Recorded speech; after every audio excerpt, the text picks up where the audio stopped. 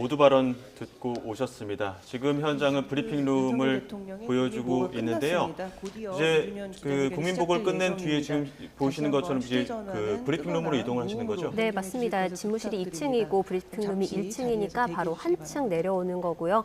소요 시간은 5분 안쪽이 될 것 같습니다. 곧 대통령의 모습을 드러낼 것으로 보입니다. 네, 복귀한당 선임님, 야당 입장에서 보시기에 지금 윤 대통령의 모두 발언, 국민보고, 국회 협조도 요청했는데 어떻게 들으셨습니까? 우선은 국민이 궁금해하고 있는 부분에 대해서는 단 한마디 언급도 없다라는 부분에 대해서 좀 큰 아쉬움을 갖고요.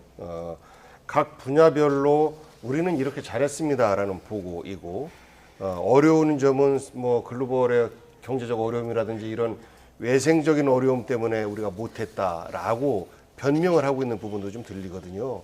그러면서 이제 앞으로의 어떤 이러이러한 사업들, 예를 들어서 그 저출생 인구 대응 기획부 신설하겠다라고 하는 것을 비롯해서 몇몇 사업에 대해서는 국회 협조가 필요하다, 협조해달라라는 말씀인데요.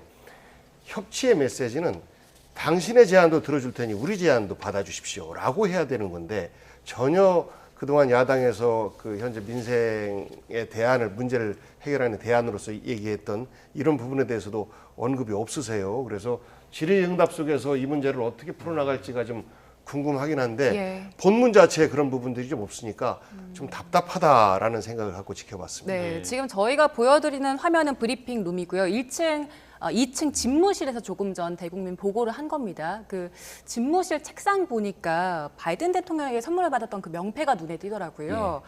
그 의미를 보면 이게 모든 책임은 대통령이 진다 이런 의미잖아요. 여기 이걸 거기에 둔 것도 이번 뭐 기자회견에 어떤 상징성이 있다고 볼 수 있을까요? 바이든 대통령의 선물이기도 합니다만은 대통령 선거 당시에도 이 메시지를 꺼냈던 적이 있습니다. 그러니까 모든 책임은 여기서 멈춘다. 대통령이 국정 운영의 총괄 책임자로서 모든 책임을 지겠다는 의미를 갖고 있는데 지금 총선 참패 이후 나타났던 국민의 민심을 윤석열 대통령이 모르지 않을 것이고 오늘 있었던 지금 이 대국민 담화의 내용들을 보건대 매우 많은 일들의 변화가 있다고 저는 생각합니다. 과거에 있었던 메시지는 아마 이런 메시지가 나올 때마다 이권 카르텔 등 공격적인 언어들이 상당 부분을 차지했던 기억들이 나는데 그런 메시지가 전혀 존재하지 않았고 정쟁 대신 민생을 선택하면서 그 민생에 올인하겠다는 메시지를 줍니다.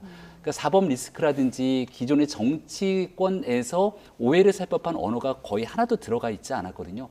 물론 복귀한 당선인께서 주시는 얘기들은 이제 기자회견 자리에서 그 내용들이 나올 것이기 때문에 이 소통 과정에서 어떻게 진행되는지를 봐야겠습니다만 남은 3년 기간 동안 국민께 가장 낮은 자세로 오직 민생을 위해 일하는 정부를 만들겠다는 국정 기조의 변화를 좀 상징하는 것이 아닌가라고 저는 생각합니다. 지금 브리핑룸에 대통령이 입장을 했고요.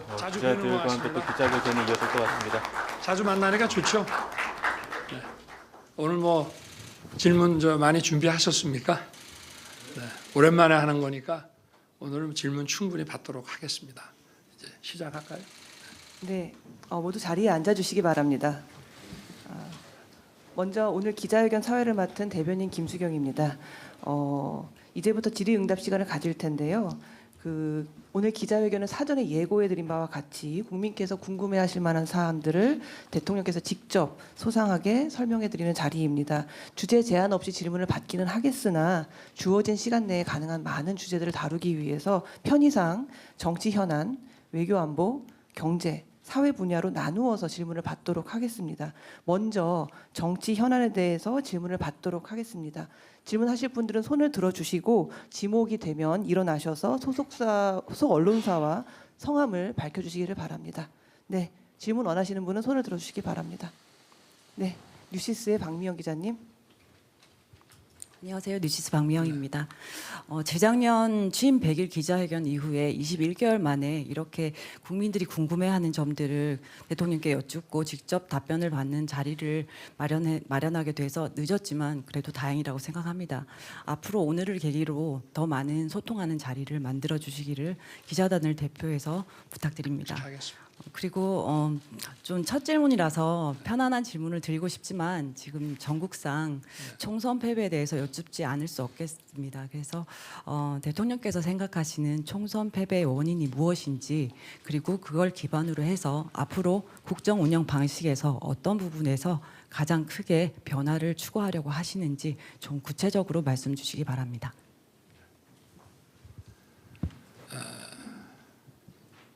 총선은 먼저 정부에 대한 그간의 국정 운영 평가가 가장 중요하다고 하겠습니다.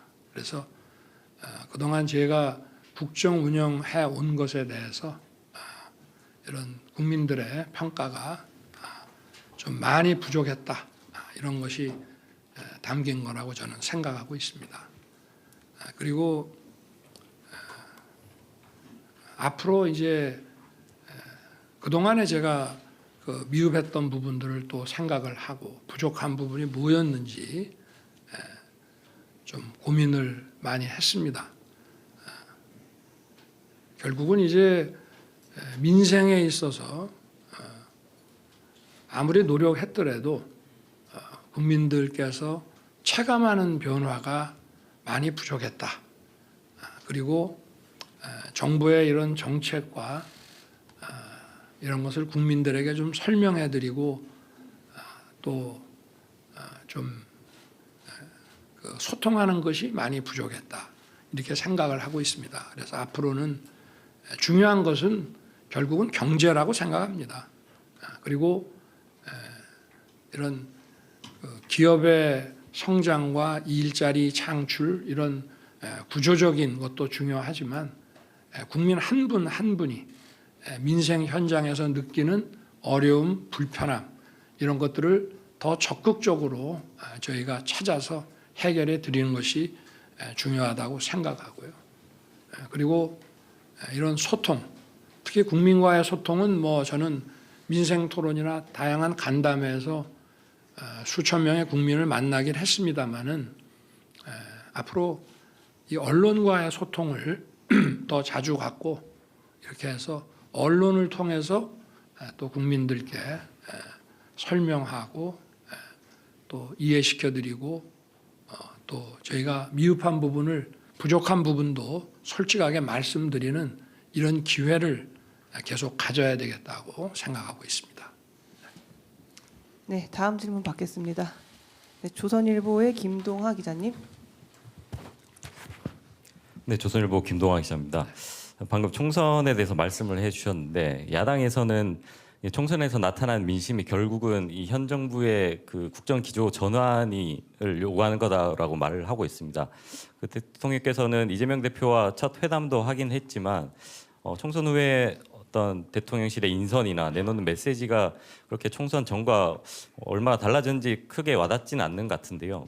야당에서는 실망스럽다는 표현도 했습니다. 앞으로 정말 남은 3년간 어떤 국정 기조를 전환하실 생각이 있는지, 그렇다면 특별히 인선이나 어떤 정책에서 그 부분을 어떻게 반영하실 건지가 궁금합니다. 저희가 더욱 소통하는 정부, 또 민생에 관해서 국민의 목소리를 더욱 경청하는 정부로 바뀌어야 한다는 그런 기조 변화는 저는 맞다고 생각합니다. 또 한편 저희가 이런 시장 경제와 민간 주도 이 시스템으로 우리의 경제 기조를 잡는 것은 어떤 헌법 원칙에 충실한 것이라고 저는 생각하고 있습니다. 그래서 그 기조는 또 일관성을 유지해야 하고, 일관성을 유지할 것, 또 바꾸고 고쳐야 될 것들을 더 세심하게 가려서 고칠 것은 고치고 또 일관성을 지킬 것은 지키고 이렇게 하겠습니다. 네. 다음 질문 받겠습니다. 네, SBS 이한석 기자님. 예, 대통령님 안녕하십니까? SBS 이한석입니다. 오랜만에 인사드립니다. 이 질문 드리지 않을 수 없습니다. 야당에서 김건희 여사의 특검을 요구하는 목소리가 나오고 있습니다. 그리고 최근 검찰이 김건희 여사의 명품백 수수 의혹과 관련해서 전담 수사팀을 구성하고 조속히 수사를 마무리하겠다, 이런 의지를 밝히고 있습니다. 윤 대통령께서는 올 초에 한 방송사와의 대담에서 어느 정도 여사 의혹에 대한 입장을 밝히신 바가 있는데요. 그럼에도 불구하고 국민적 관심도는 여전히 높고 또 검찰 수사가 본격화되고 있는 시점에서 대통령님의 의견 듣고 싶습니다. 네. 제가 연초에 그 KBS 대담에서도 말씀을 드렸습니다마는 제 아내의 그 현명하지 못한 처신으로 국민들께 걱정 끼쳐드린 부분에 대해서 사과를 드리고 있습니다. 그리고 지금 검찰에서 수사를 지금 시작한다고 발표한 부분에 대해서는 제가 검찰 수사에 대해서 어떤 그 입장을 또는 언급을 하는 것이 또 어떤 영향을 미칠 수 있는 또 오해가 일어날 수 있기 때문에 거기에 대해서는 제가 따로 언급을 하지는 않겠습니다. 공정하고 엄정하게 잘 할 것이라고 저는 생각하고 있습니다. 그리고 그 특검 문제는 제가 지난 1월에 제2요구를 했습니다마는 지금 야당도 집권 시기에 어떤 특검 여론이 비등했을 때는 늘 주장하는 것이 검찰 수사가 또는 경찰의 수사가 봐주기 의혹이나 부실 의혹이 있을 때 특검을 하는 것이 맞다는 주장으로 그런 그 특검 여론을 늘 반대하고 이렇게 해왔습니다. 맞습니다. 특검이라고 하는 것은 일단 정해진 검, 경, 공수처 이런 기관의 수사가 봐주기나 부실 의혹이 있을 때 하는 것입니다. 도이친이 하는 이런 그 사건에 대한 그 특검 문제도 사실은 지난 정부 한 2년 반 정도 사실상은 저를 타겟으로 해서 검찰에서 특수부까지 동원해서 정말 치열하게 수사를 했습니다. 그런 수사가 지난 정부에서 저와 제 가족을 봐주기 수사를 했다는 것인지 봐주기 수사를 하면서 부실하게 했다는 것인지 저는 거기에 대해서 정말 묻지 않을 수 없습니다. 그 자체가 저는 모순이라고 생각합니다. 특검이라고 하는 것에 우리가 지금까지 한 20여 년이 넘도록 여러 차례 특검을 운영해 왔습니다마는 다 그런 관점에서 여야가 의견 일치를 보고 이렇게 해온 것이기 때문에 저는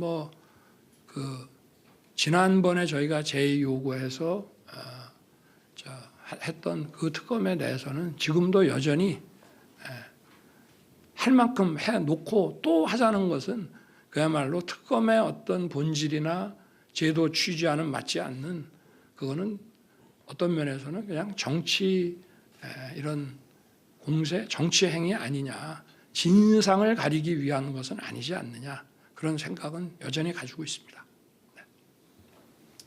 다음 질문 받겠습니다. 한국일보의 김현빈 기자님.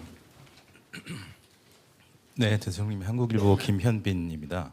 저는 이어서 그 최상병 특검법에 대해서 질문을 드리겠습니다. 이 법이 국회를 통과했을 때 그 대통령실은 죽음을 악용하려는 나쁜 정치라는 입장을 밝혔습니다. 그런데 사실 이제 한 여론조사의 결과를 보면 국민들의 67%가 이 법을 지지하고 있는 것으로 나타나고 있습니다. 대통령님 이 특검법을 거부하실 것인지 거부하신다면 이런 여론에도 불구하고 거부해야 되는 이유가 무엇인지 설명 부탁드리고요.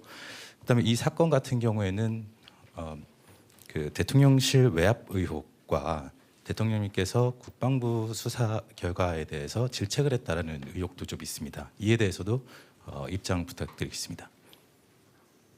답변이 좀 길 수밖에 없게 질문을 하시네요. 정말 그 장래가 구발리 같은 젊은 해병이 대민 그 지원 작전 중에 이렇게 순직한 것은 국군 통수권자로서도 안타깝고 참 가슴 아픈 일입니다. 그래서 이러한 사건의 재발을 방지하고 또 희생자의 명예회복과 책임 소재를 가리기 위해서 진상 규명이 엄정하게 이루어져야 됩니다. 저는 늘 군이나 경찰이나 소방관들에게도 어떠한 공무 수행 중에도 먼저 자신들의 안전을 제일 소중하게 생각하라고 합니다. 그리고 제가 우리 당시에는 최일병이었죠. 아직 추사가 되기 전이니까 순직한 그 사고 소식을 듣고 저도 국방장관에게 이렇게 좀 질책을 했습니다. 저도 그 현장에 며칠 전에 다녀왔지만 어떤 생존자를 구조하는 상황이 아니라 돌아가신 분의 그 시신을 수습하는 그런 일인데 왜 이렇게 그 무리하게 진행을 해서 이런 그 인명사고가 나게 하느냐.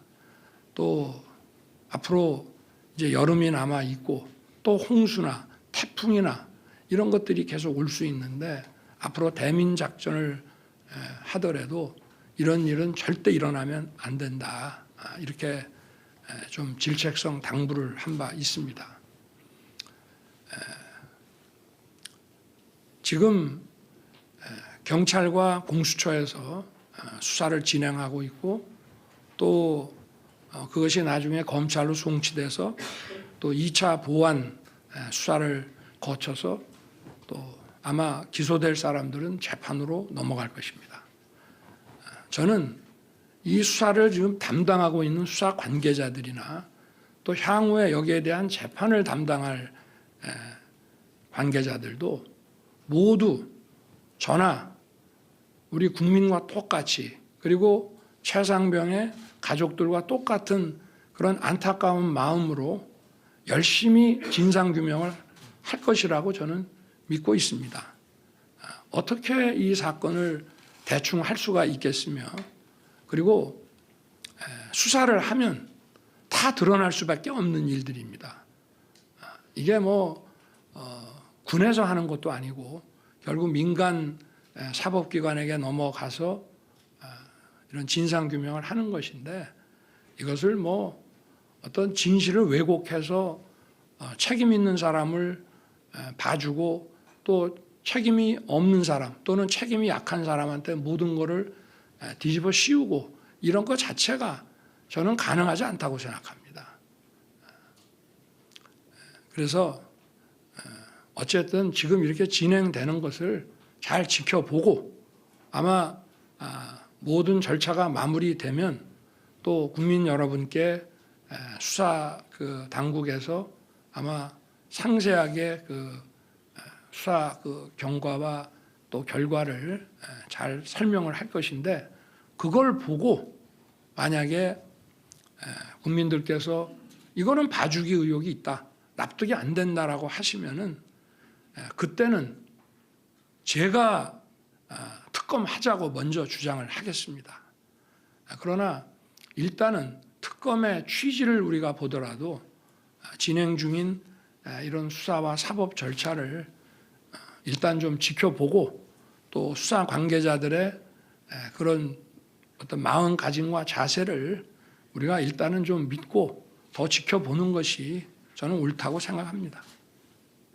또 뭐 궁금하신 거 있으십니까? 다음 질문 받겠습니다. 네. 네, KBS의 장덕수 기자님.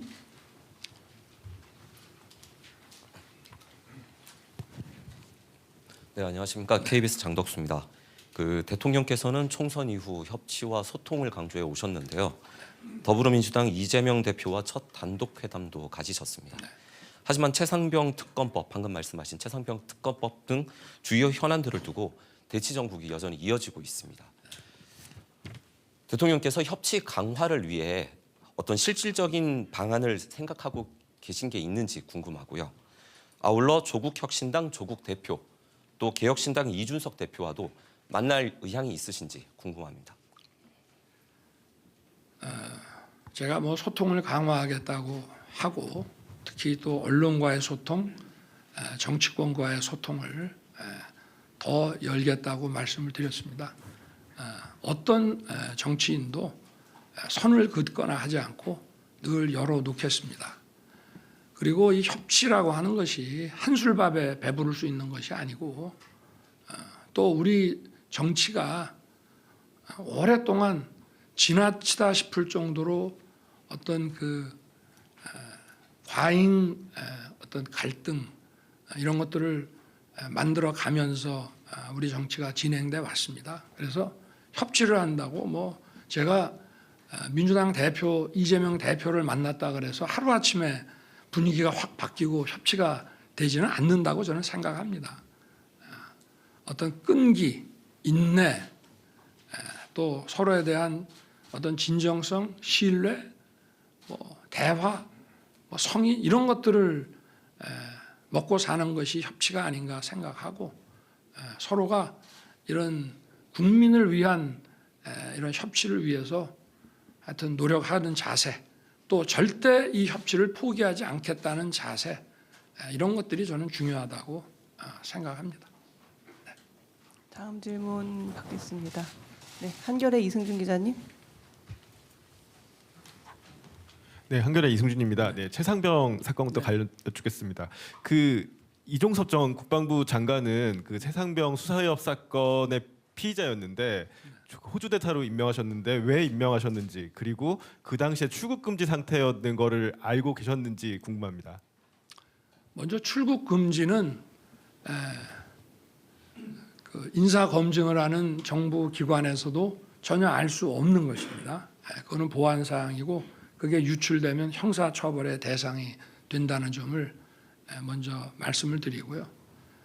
그리고 이 호주는 미국을 제외하고 우리와 유일하게 외교 국방 2+2 이 회담을 하는 나라입니다. 그만큼 우리 경제와 안보에 그 깊은 이런 그 관련이 있는 국가입니다. 또 저희 그 방산 수출과 관련해서 보더라도 우리 K9 또 K2 레드백 이런 무기뿐만이 아니라 최근에는 호주 해군에 막대한 규모의 그 함정 그 수주권이 있습니다. 이종섭 장관은 재직 중에 이 방산 수출을 위해서 굉장히 많은 노력을 해왔고 상당한 성과를 거양했습니다. 그래서 호주 대사가 기존 호주 대사가 작년 12월 말에 정년 퇴임을 하게 돼 있었기 때문에 이종섭 장관을 호주 대사로 지명해서 또 외교부의 검증과 뭐 이런 세평 절차를 진행을 했습니다. 그리고 공수처에 작년 뭐 9월경에 고발됐다는 것은 기사를 보고 알았습니다만은 공수처에서 뭐 소환을 하거나 이런 게 진행이 됐다면은 저희들도 좀 검토를 했을 텐데 공수처에는 사실 굉장히 많은 사건들이 고발돼 있습니다. 우리나라 아마 정치인이나 좀 장관 중에도 공수처에 고발돼 있는 분들이 많이 있을 것입니다. 그렇다고 해서 그 사건이 전부 처리되는 것이 아니고 이를테면 실질적인 수사가 이루어져서 뭐 소환을 한다든지 또는 여기에 대한 뭐 조사가 진행이 된다든지 하면 거기에 대해서 저희들이 어떤 사법 리스크를 검토해서 인사 발령 낼 때 좀 재고를 할 수 있습니다만은 공수처에 고발됐다. 또 뭐 검찰 경찰도 마찬가지입니다. 어디 고발됐다는 것만으로 인사를 하지 않는다면은 아마 공직 인사를 하기가 대단히 어려울 것이라고 생각합니다. 그리고 본인이 또 그 대사 아그레망이 떨어진 이후에 이제 아그레망이 아마 1월에 넣어서 한 2월 말 3월 초에 그 호주 정부에서 그 아그레망을 준 것으로 알고 있는데요. 그 보통 출국 금지를 뭐 연말에 걸었다고 하는데 출국 금지를 걸면은 사실은 소환하지 않은 사람을 출국을 거는 경우도 잘 없고 또 출국 금지를 걸면은 반드시 불러야 됩니다. 소환도 하지 않고 또 출국을 한 달씩 걸게 돼 있는데 그거를 또 2번을 계속 연장을 하면서도 소환하지 않았다는 것은 좀 저도 뭐 오랜 기간 이런 수사 업무를 해왔습니다마는 좀 이해하기가 저도 어렵습니다. 네, 그렇게 답변을 드리겠습니다. 네, 다음 질문 받겠습니다. 네, 중앙일보 현일훈 기자님. 예, 중앙일보 현일훈입니다. 그 대통령께서는 용산 시대를 열며 참모 뒤에 숨지 않고 국민께 있는 그대로 직접 설명하겠다고 해 기대가 컸습니다. 지금 이 자리를 빌려 다시 그런 기대를 갖고 질문 드리겠습니다. 대통령께서는 총선 전 참모를 통해 한동훈 전 위원장에게 사퇴를 요구한 적이 있으신지, 당시 왜 그러신 건지, 혹 잘못 알려진 게 있다면 좀 바로잡아 주시고요. 그렇다면 한 위원장과는 과거에 비해 지금은 다소 소원해진 관계인지 그것도 궁금합니다.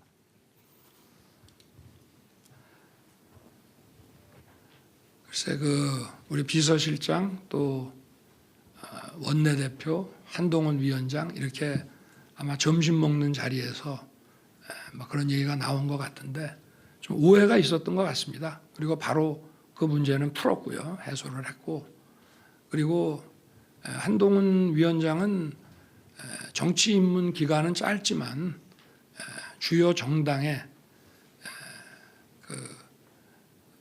비대위원장 겸 총괄 선대위원장으로 총선을 또 지휘했기 때문에 이제 정치인으로서 확고하게 자리매김을 했다고 저는 생각합니다. 그래서 앞으로 정치인으로서의 길을 잘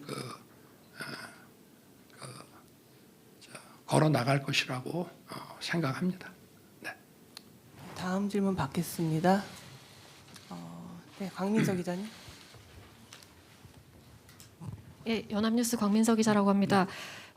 그 차기 국무총리 포함해서 개각 인선 시기는 혹시 언제쯤이 될지, 개각 폭이나 컨셉은 어떻게 될지 궁금합니다. 네. 제가 좀 이게 너무 고집불통이라고 이렇게 비판하시는 분들도 있습니다만은 저는 그 취임 이후부터 지금까지 어떤 개각이라고 하는 것을 어떤 전국 국면 돌파용으로 쓰지는 않겠다고 얘기를 해왔고요. 그러나 이제 개각이 필요합니다. 왜냐하면 한 2년간 정부 출범 이후 또 장관직을 맡은 분들이라든지 또 그래서 이제 한번 각 부처의 또 분위기도 바꾸고 또 더욱 소통하고 또 민생 문제에 더욱 다가가기 위해서 좀 내각 인선도 지금 검토를 하고 있습니다만은 이거를 뭐 조급하게 이렇게 할 생각은 없고요. 좀 후보 대상이 되는 분들에 대해서도 면밀하게 다 검토를 해서 국민을 위해서 제대로 일할 수 있는 분들을 찾아서 인사를 하도록 그렇게 하겠습니다.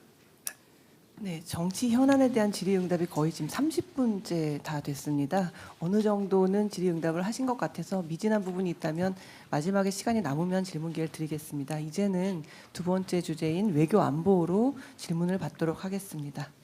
네, 손 들어주십시오. 네, 로이터 통신의 조시 스미스 기자님.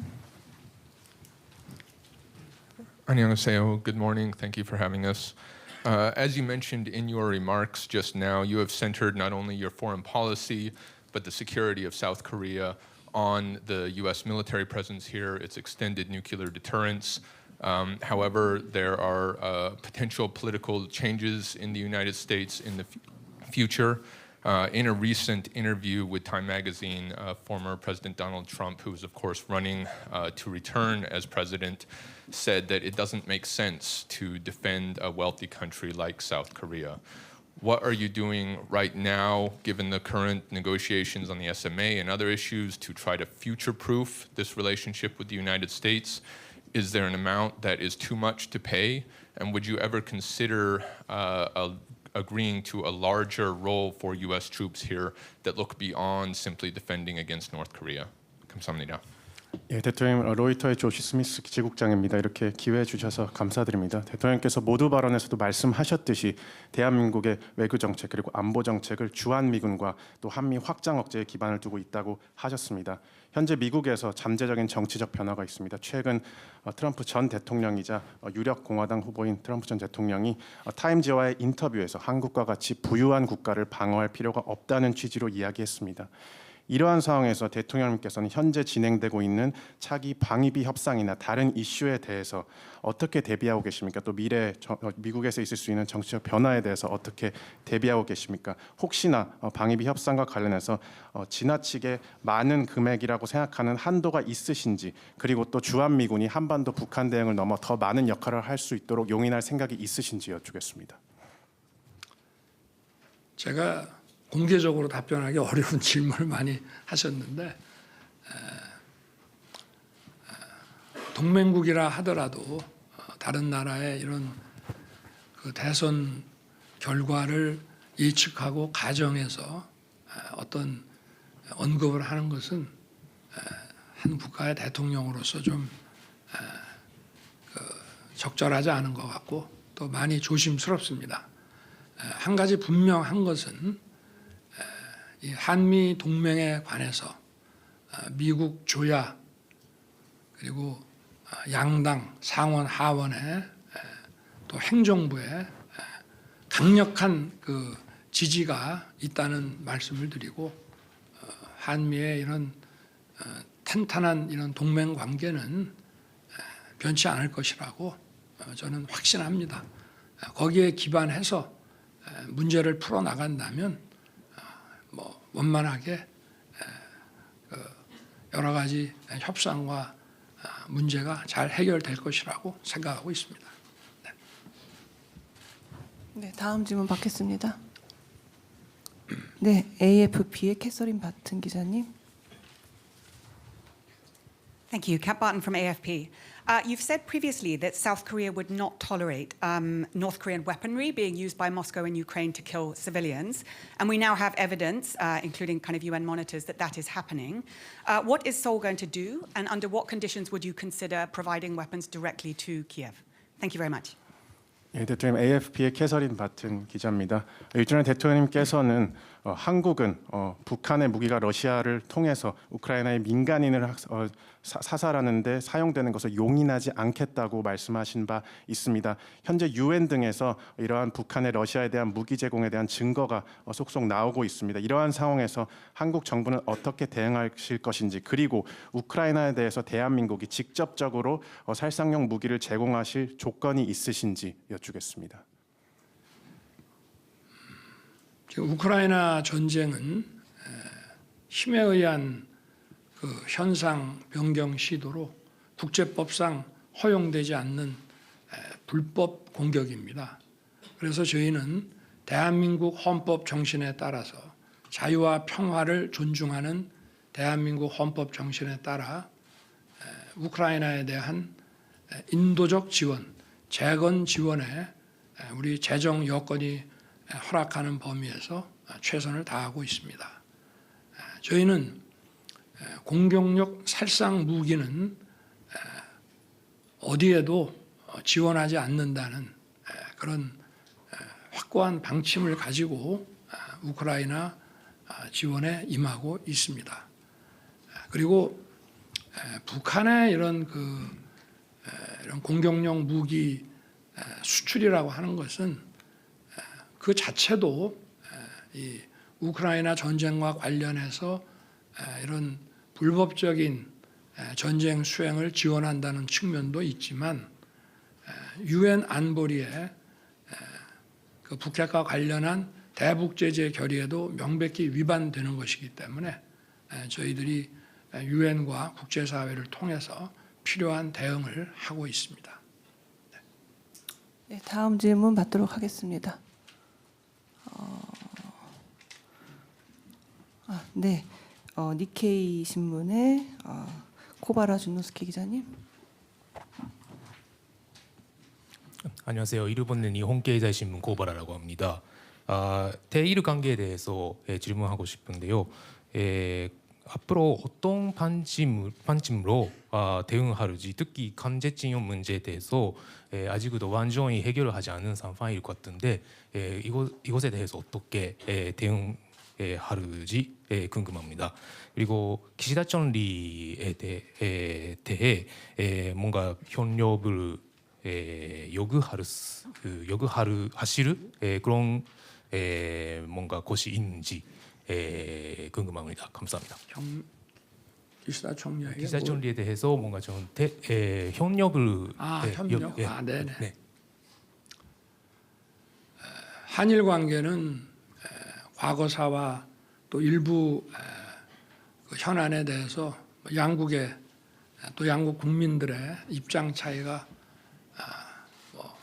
확실하게 있고 존재합니다. 그러나 이 한일 관계는 우리 양국의 미래와 또 미래 세대를 위해서 우리가 어떻게 할지를 생각해야 된다고 봅니다. 그래서 제가 어려움이 많았습니다마는 우리의 미래를 위해서 또 구체적으로는 북핵 대응을 위해서 또 양국의 경제 협력을 위해서 또 인태지역과 글로벌 사회에서 양국의 어떤 공동 아젠다에 대한 어떤 리더십 확보를 위해서 협력해야 된다고 생각합니다. 그래서 여러 가지 현안이라든가 과거사가 걸림돌이 될 수는 있습니다만은 저희가 어떤 확고한 목표 지향성을 가지고 또 인내할 거는 인내해 가면서 가야 할 방향을 걸어가야 된다고 생각합니다. 그리고 저와 기시다 총리는 서로에 대해서 이제 충분히 신뢰하고 양국 관계를 발전시키기 위해서 마음의 자세와 그런 것이 충분히 있다는 것을 서로가 잘 알고 있는 그런 상황이라고 말씀드리겠습니다. 네, 다음 질문 받도록 하겠습니다. 뒤쪽에서 한번 받아볼까요? 카메라 때문에 잘 보이지 않는군요.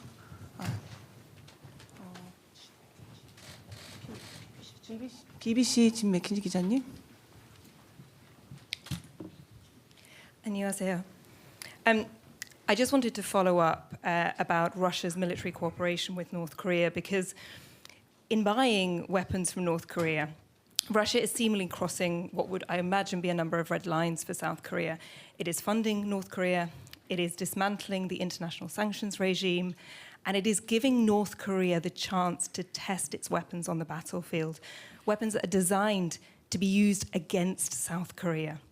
And yet, so far, your government has taken limited action against Russia. The Russian ambassador said recently that South Korea was the friendliest of unfriendly countries. So could you please spell out to us, what are your current red lines when it comes to Russia's cooperation with North Korea? And how will you respond to Russia? What will you do if it crosses these red lines? And just specifically, how will you respond if Vladimir Putin visits Pyongyang to meet with Kim Jong-un? 예, 대통령, BBC의 맥킨지 기자입니다. 저는 러브 군사 협력에 대해서 추가로 질문드리겠습니다.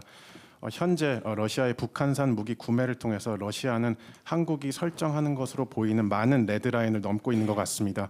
북한에 대해서 자금을 지원하고 있고 북한에 대한 제재 체제를 허물어 가려고 하고 있고 또 북한이 한국을 대상으로 사용하고자 만든 무기들을 실제 전장에서 시험할 수 있는 기회를 주고 있습니다. 그럼에도 불구하고 대한민국 정부는 제한적 조치만을 러시아에 대해 취하고 있는 것 같습니다. 최근 한국 주재 러시아 대사는 한국이 비우호국 중 가장 우호적인 국가라고 언급하기도 했습니다. 이러한 상황에서 대통령께서는 러시아의 행동이 한국이 용인할 수 없는 레드라인은 무엇인지 그리고 그 레드라인을 러시아가 넘었을 때 러북 협력과 관련해서 한국이 어떻게 대응할 것인지 또 특히나 만약 푸틴 대통령이 북한은 평양을 방문해서 정상회담을 가진다면 어떻게 대응할 것인지 여쭙겠습니다. 러시아는 오랜 세월 우리와 좋은 관계를 맺어온 국가입니다. 최근에는 이 우크라이나 그 전쟁과 관련해서 또 북한의 그 무기 그 도입과 관련해서 우리와 좀 서로 다른 입장, 또 불편한 관계에 있습니다. 러시아와의 관계는 사안별로 협력할 것은 협력하고 또 입장 차이에 따라서 우리가 좀 반대하거나 경계할 것은 그렇게 하면서 러시아 관계를 가급적 원만하게 또 경제 협력과 공동의 이익은 함께 추구해 나가는 그런 관계로 잘 관리해 나갈 것입니다. 네, 외교 안보 분야도 어느 정도는 질의응답이 진행된 것 같습니다. 이제는 세 번째 주제인 경제 분야로 넘어가 보도록 하겠습니다. 네, 질문 있으신 분은 손 들어주시기 바랍니다. 네, 저 매일경제의 우재윤 기자님. 안녕하세요. 매일경제신문 우재윤입니다. 최근 우리 경제 회복세를 보여주는 지표들이 좀 나오고 있는데 이제 반도체 경기 회복에 힘입었다는 분석들이 나옵니다. 근데 이제 향후 이제 전 세계에서 반도체 전쟁이 이제 일어날 거라는 분석들이 많이 나오는데 이제 대통령께서는 그동안 반도체 산업에 대해서 지원을 여러 차례 강조하셨고 그리고 투자세 공제 확대도 이제 이루어졌습니다. 근데 이제 반도체 업계에선 세금을 깎아주는 것보단 직접 보조금을 다른 나라처럼 좀 지급하는 게 더 필요하다 이런 목소리들이 좀 나오고 있고 그래야 속도감 있는 투자가 돼서 향후 반도체 전쟁에서 승리할 수 있다 이런 목소리가 나오고 있고요.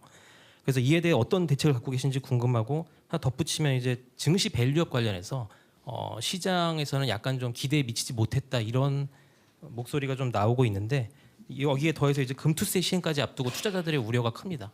야당에서는 이제 그걸 시행을 계속 해야 된다는 입장으로 알고 있는데 이에 대한 대응책과 새로운 밸류업 대책이 있다면 한 말씀 부탁드립니다. 감사합니다. 질문 내용이 많아서 여러분 다 아시다시피 반도체는 산업의 쌀이라고 하지 않습니까? 오늘날 같은 이런 디지털 사회에서 반도체는 거의 모든 산업에 전후방 연관 효과가 막대합니다.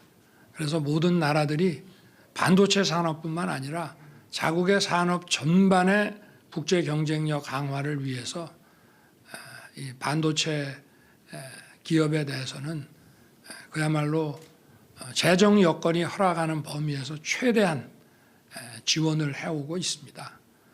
그래서 우리 정부도 먼저 시간이 보조금이다라는 생각으로 이런 반도체 이 공장 시설을 만든다거나 할 때 저희들이 아무래도 우리는 반도체 제조 분야가 강하기 때문에 이런 전력과 융수 이런 기반 시설 또 공장 건설 이런 것들이 속도감 있게 이루어질 수 있도록 규제를 풀고 정부가 이런 그 속도감 있는 사업 진행을 도와주려고 지금 생각을 하고 있고요. 또 세제 그 지원 분야에 대해서는 사실은 대기업 감세다, 부자 감세다 하는 이런 비판과 공격에 직면하면서도 저희들이 어쨌든 반도체 기업의 경쟁력 강화를 위해서 이런 세제 지원을 추진했고요. 하여튼 지금 드릴 수 있는 말씀은 국회도 설득하고 또 국민들께도 잘 말씀을 드려서 어쨌든 좀 재정 여건이 허락하는 범위 내에서는 최대한 하여튼 보조금이라는 것도 세액공제를 하게 되면 또 보조금이 되는 거니까 하여튼 어떤 식으로든지 우리 기업들이 국제 경쟁력에서 밀리지 않도록 하여튼 지원을 강화할 생각입니다. 지금은 뭐 그 정도밖에 답변 드리기가 좀 어렵고요. 그리고 이런 그 금투세 폐지 등을 포함해서 우리 증시를 좀 활성화하고 또 기업의 밸류업을 그 진행하는 문제에 대해서 질문을 주셨는데 금투세를 폐지하지 않는다면은 우리 증시에서 엄청난 자금이 아마 이탈이 될 것입니다. 그래서 1,400만의 개인 투자자들에게는 막대한 타격이 예상됩니다. 우리나라는 이런 금융투자, 주식투자와 관련해서 배당소득세라든지 상증세 이런 것이 선진국에 비해서 매우 높습니다. 그래서 거기에다가 금투세까지 얹히게 되면은 별로 남는 게 없습니다. 그래서 대만 같은 경우는 금투세를 시행하겠다는 발표만 했다가 뭐 증시가 난리가 나고 막대한 자금 이탈이 돼서 결국 추진을 못했습니다. 저는 아무쪼록 국회가 이 문제를 1,400만 개인 투자자의 어떤 그 이해가 걸려 있을 뿐 아니라 또 자본시장이 좀 무너지게 되고 재기능을 못하게 되면 그것이 또 실물 산업에 미치는 영향이 매우 크기 때문에 앞으로도 이 문제는 국회에 좀 강력히 좀 협력을 요청하고 특히 야당의 협조를 구할 생각입니다. 밸류한 문제에 대해서는 지금 진행하고 있는 얼마 전에 그 금융위 발표에 대해서 시장이 좀 실망감이 컸던 것으로 알고 있습니다만은 진행합니다.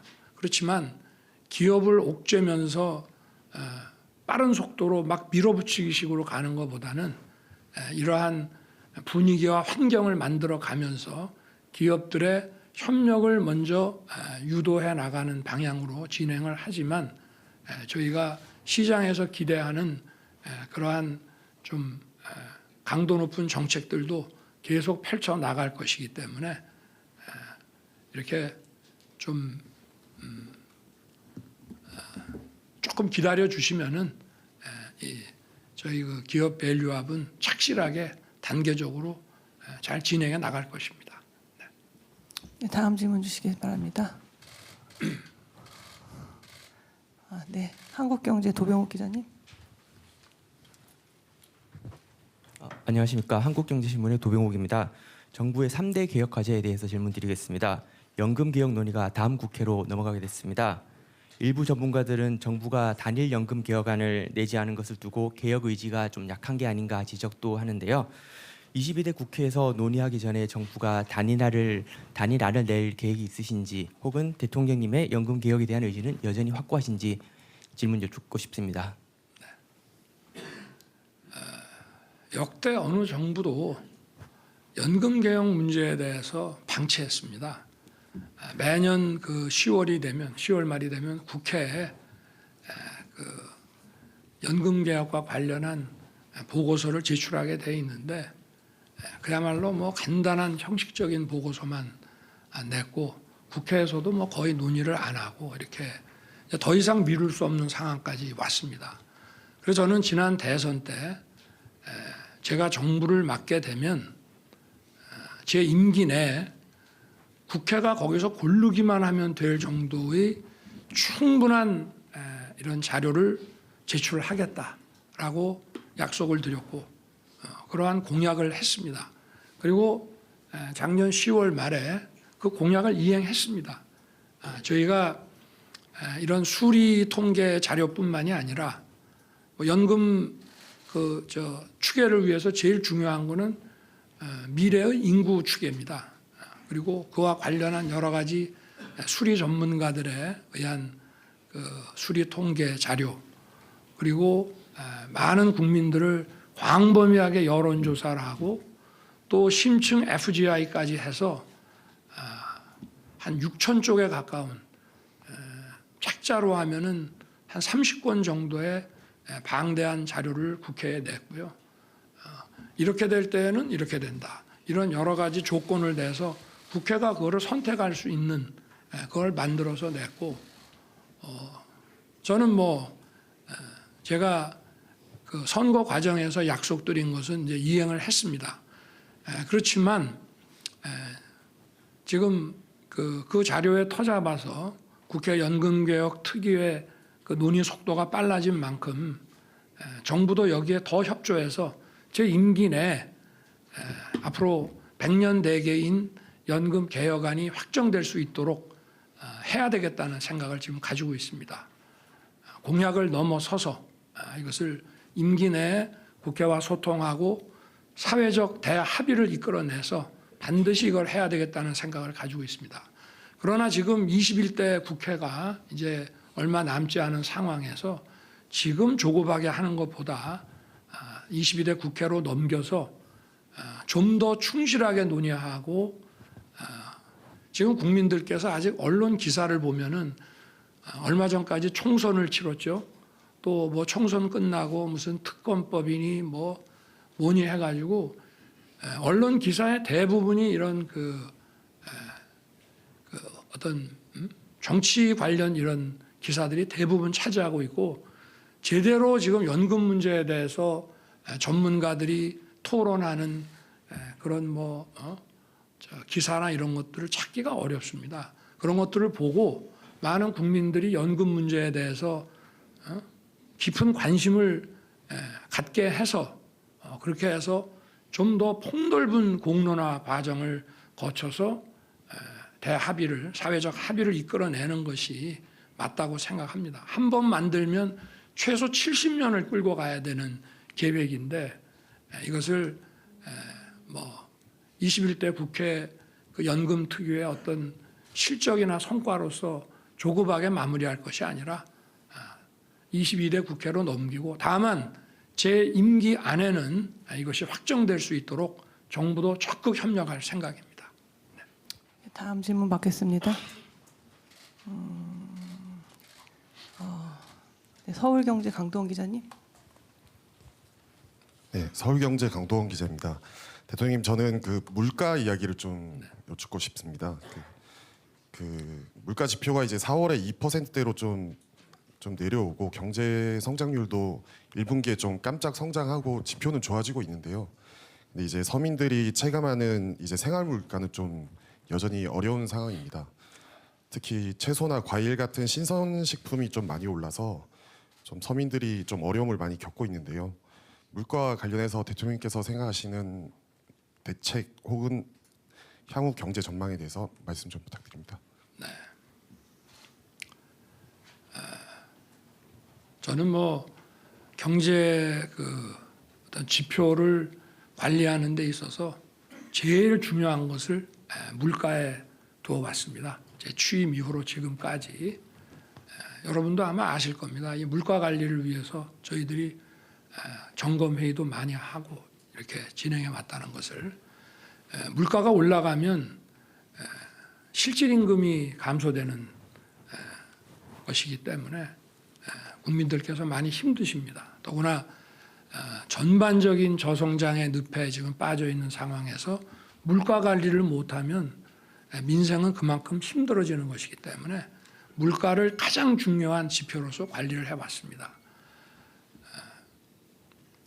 그래서 이번 지금 1, 4분기 1월부터 4월까지는 우리 물가의 어떤 기조와 흐름을 보여주는 근원 물가는 2.5% 이내로 관리를 해 왔습니다만은 이런 소위 말하는 장바구니 물가 또 우리 식당에서 느끼는 이런 외식 물가 이런 것들이 좀 잘 잡히지 않고 있습니다.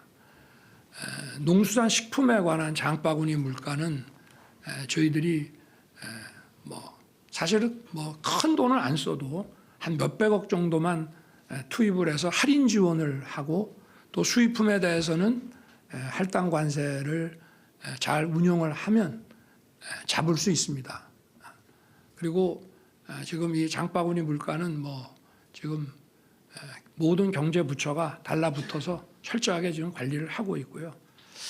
이 외식 물가는 이제 수입 그런 식품이나 수입 이런 식료품들, 식자재들의 수입 물가가 국제 시장 변동으로 인해서 많이 높아져 가고 있기 때문에 그 원인 하나와 이제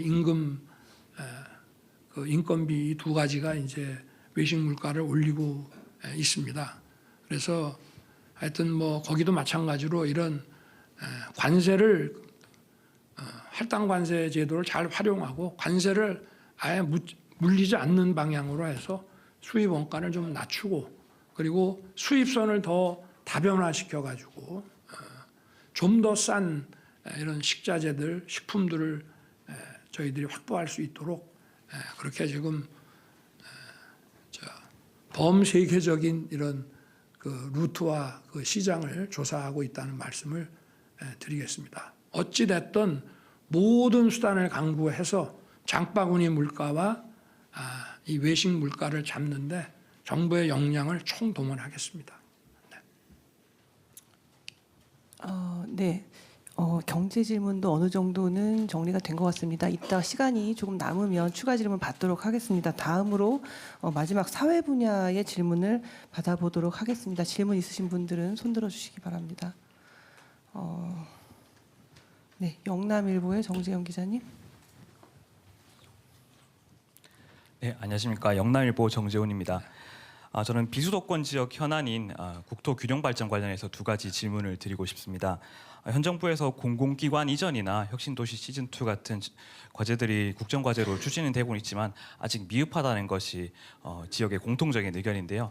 이에 대해서 남은 임기 동안 대통령님이 어떻게 이 문제를 풀어가실지 답변을 듣고 싶고, 그리고 두 번째는 민생 토론회인데요. 우리 또 경북 지역이나 아니면 광주, 전북 그리고 제주까지 나머지 지역들도 열리지 않고 있고 또 열린 지역 같은 경우에도 대통령께서 대구는 뭐 확 바꿔보겠다 이렇게 말씀을 해주셨지만 아직 이에 대해서 구체적으로 어떻게 로드맵은 나오지 않아서 향후에 이에 대해서 열린 지역에 대해서 점검 회의라든지 향후 대책을 어떻게 수립하실지 답변해 주시면 감사하겠습니다. 먼저 경북, 전북, 광주, 제주 네 군데를 아직 못 갔는데 곧 네 군데도 가서 민생 토론회를 할 계획을 잡고 있고요.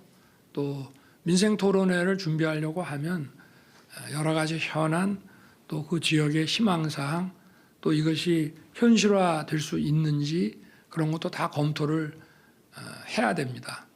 검토가 상당 부분 돼 있습니다. 그래서 선거 총선 직후에는 또 여러 가지 현안들이 많아서 못했습니다만은 아마 다음 주부터 다시 시작이 될 겁니다. 그리고 이제 민생 토론회에서 나온 그 과제들 저희가 24번의 민생 토론회를 하고 두 차례의 점검 회의를 해서 24번의 민생 토론회에서 나온 약 244개의 과제들을 전부 점검을 했고 또 후속 조치 그 추진 상황을 대통령실과 총리실이 꼼꼼하게 점검하고 있습니다. 절대 빈말이 되는 민생 토론회가 되지 않도록 잘 챙기겠습니다.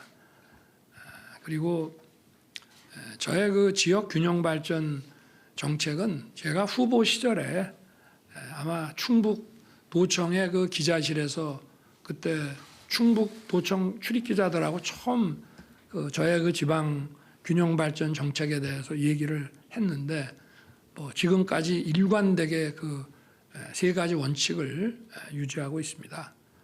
첫째는 지방의 그 어떤 재정 자주권 또 정책 결정권을 더 보장해 주고, 두 번째는 그 지방의 각 지역이 스스로 비교 우위에 있다고 판단되는 이런 사업들을 스스로 발굴을 하고 중앙정부는 규제 완화나 재정이나 이런 여러 가지로 밀어주고, 세 번째는 우리나라 어느 지역에서나 공정한 교통 접근성을 갖게 한다는 것이 저의 3대 균형 발전 원칙입니다.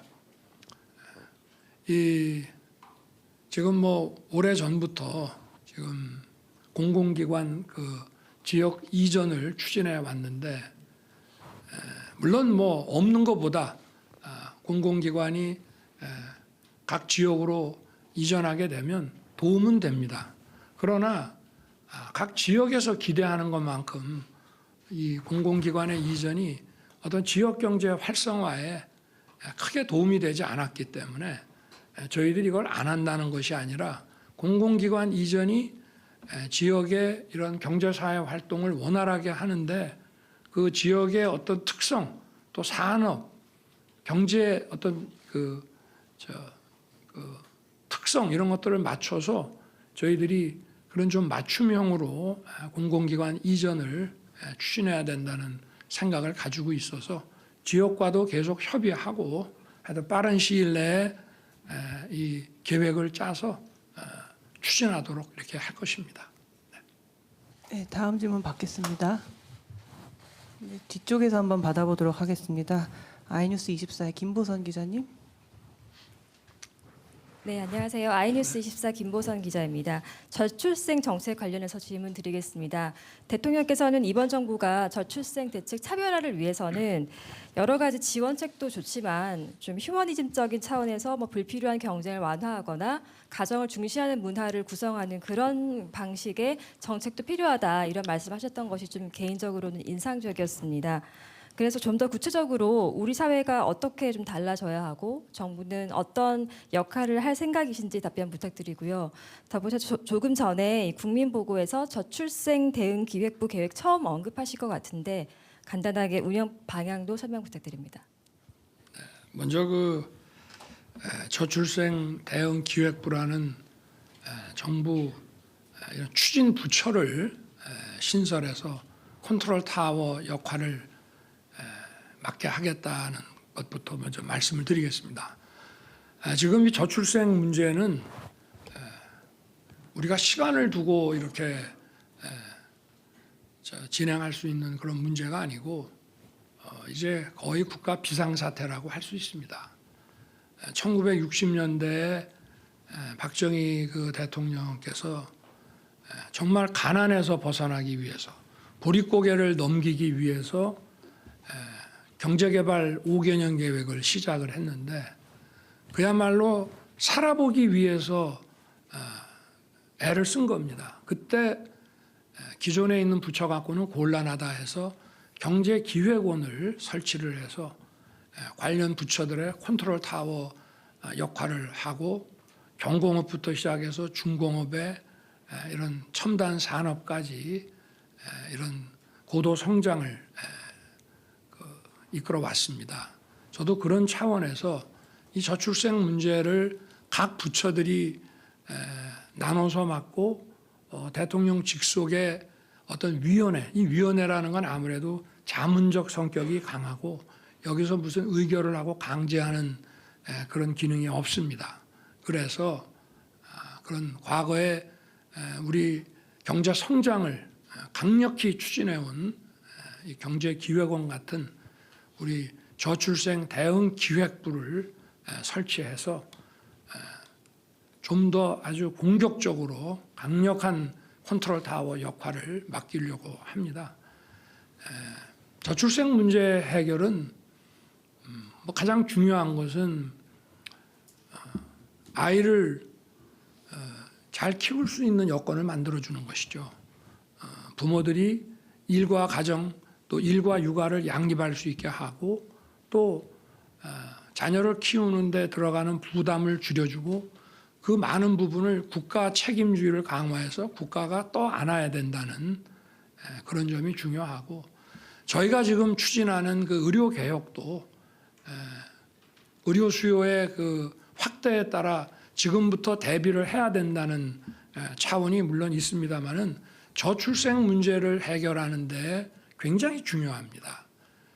지금 부모들이 아이들이 아프면 발만 동동 굴리고 신속하게 이렇게 병원에 가서 바로 치료받고 나올 수 있지를 않기 때문에 그런 아이들을 위한 이런 필수 의료, 지역 의료 이 체계가 제대로 갖춰져야 됩니다.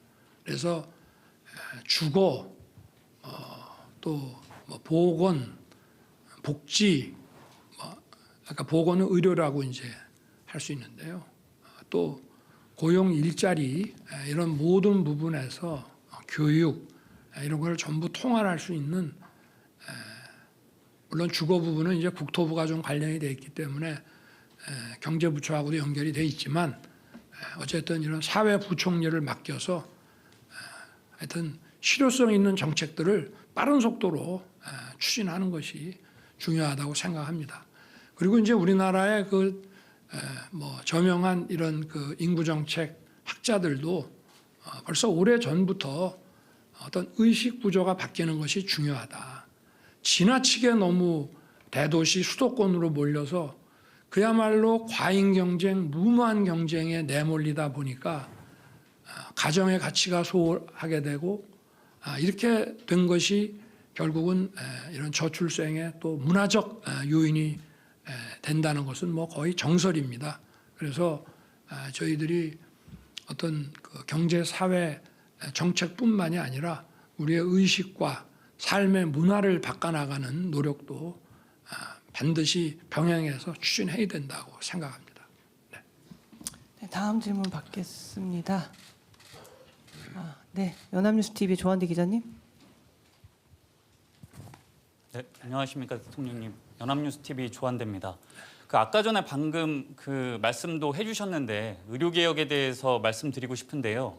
정부는 현재 대화의 문을 열어놓고 논의를 하자라는 입장인 거고 반면에 의료계는 원점 재검토를 계속해서 주장을 하고 있지 않습니까? 지금 어떤 접점이 그리 보이고 있는 것 같지는 않은데 앞으로 대통령님께서 이 문제를 해결하는 데 있어서 어떤 보관을 갖고 계시다면 말씀 부탁드리고요. 그리고 추가적으로 지금 야당에서 여야 그리고 정부 그리고 의료계가 참석하는 협의체를 제안하지 않았습니까? 이에 대한 입장도 궁금합니다. 제가 한 방에 해결할 수 있는 보관이 있다면은 우리 정부 당국이 지난 한 30여 년간 이 문제를 해결하지 못하고 지금까지 왔겠습니까? 그런 것은 없다고 봅니다. 결국은 어떤 자유민주주의적인 그런 설득의 방식에 따라서 이 문제를 풀어나갈 수밖에 없고요. 그렇지만 이 의사 증원, 의대 증원을 포함한 이런 의료 개혁은 우리의 폭발적으로 증가하는 의료 수요를 감안할 때 또 이런 지역과 이 필수 의료를 강화해 나가야 한다는 그런 상황에 비추어 볼 때 더 이상 이제 미룰 수 없는 과제임은 국민 여러분들께서도 대부분 공감하시고 있다고 생각합니다.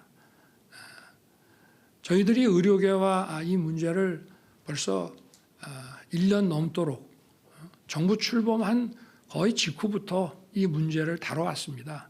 이게 어느 날 갑자기 의사 2,000명 이렇게 발표한 것이 아니고요. 그런데 현실에서 의료계는 어떤 통일된 의견이 나오기가 지금 어려운 것 같습니다. 어떤 개원의들의 어떤 권익을 또 대표하는 의사협회, 또 전공의협회, 또 병원협회, 또 대학협의회 이런 다양한 이 의료계 단체들이 통일된 어떤 입장을 가지지 못하는 것이 정말 이 대화의 걸림돌이고 또 의료계와 협의하는데 매우 어려웠습니다. 저희가 그동안 1년 넘도록 이렇게 진행해 오는 동안에 이런 한 번도 이런 통일된 의견을 받아보지를 못했고요.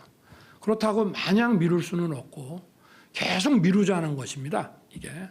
하지만 정부는 저희가 생각하는 이제 어떤 로드맵에 따라서 뚜벅뚜벅 국민을 위한 의료개혁의 길을 걸어 나갈 것입니다. 그리고 다행히 지금 야당에서도 국민들이 바라는 이 의료개혁에 대해서 많은 공감과 지지 의사를 표시해 줬기 때문에 이 문제를 풀어나가는데 큰 도움이 될 것 같습니다. 네, 지금까지 질의응답만 약 70분 정도 진행되었습니다. 이미 충분히 시간을 드리고 싶지만 시간 관계상 이 정도로 줄여야 할 것 같습니다. 한두 분만 더 하시죠. 그럼 추가 질문을 한 2분 정도 더 받아볼까요?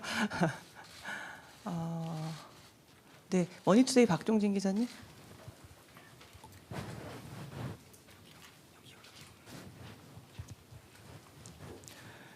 머니투데이 박종진입니다. 저는 세금 질문을 추가로 드리고 싶습니다.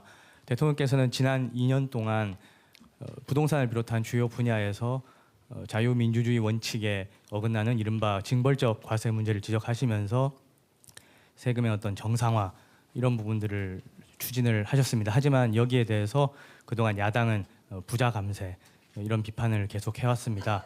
문제는 이번 총선에서 이런 야당이 압승을 거둔 상태입니다. 이 앞서도 이제 질문이 나왔지만 금투세를 비롯해서 여러 가지 문제들이 많은데 당장 내년부터 시행을 여부를 결정해야 되는 문제들도 있고 아니면 그동안 한 번씩 거론하셨지만 중장기적으로 검토를 해야 되는 상속세 문제라든가 여러 많은 문제들이 있는데 지금 상황에서 앞으로 남은 임기 3년 동안 세금 정책을 전반적으로 어떻게 가져가실지 설명을 부탁드리겠습니다.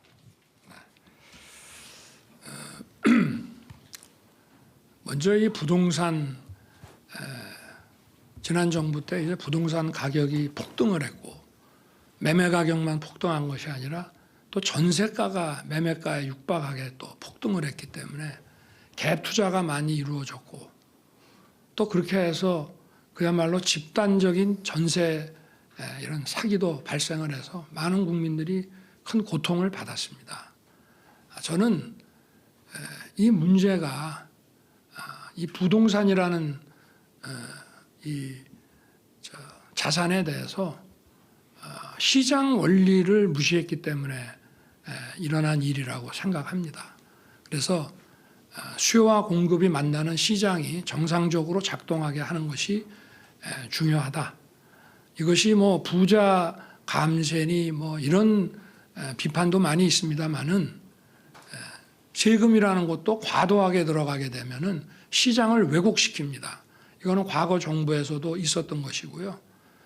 예를 들어서 양도소득세를 중과세를 한다 하면은 벌써 시장이 왜곡이 됩니다.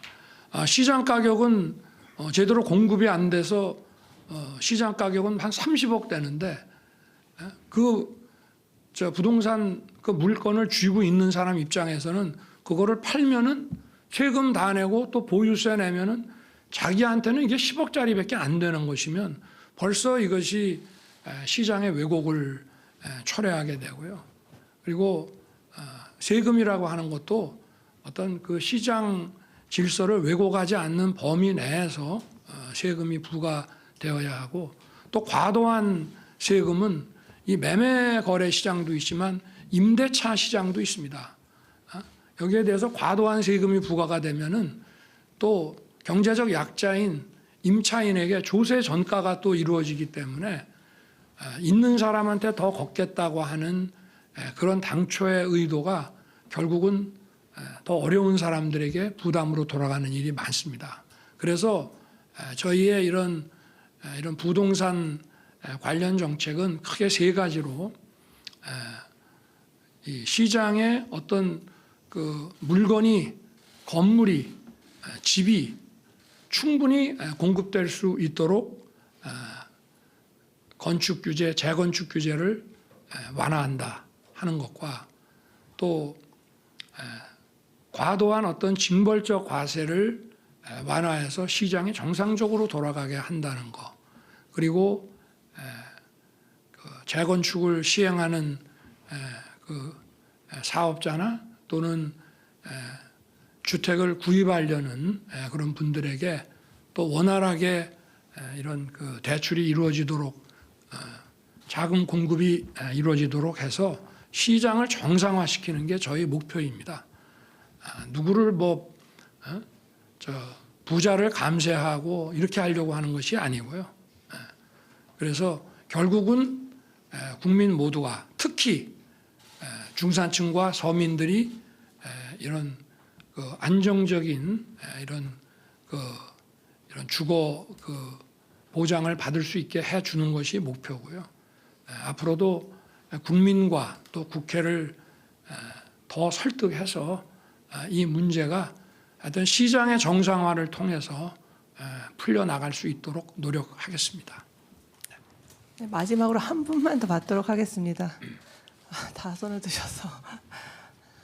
네, TV조선의 조성호 기자님. TV조선의 조성호입니다. 아까 한동훈 위원장 얘기가 나왔는데 그 한동훈 위원장하고 오찬이 불발된 이후에 혹시 따로 연락을 하셨거나 아니면 따로 연락이 온 적이 있는지 한번 여쭤보고 싶고요.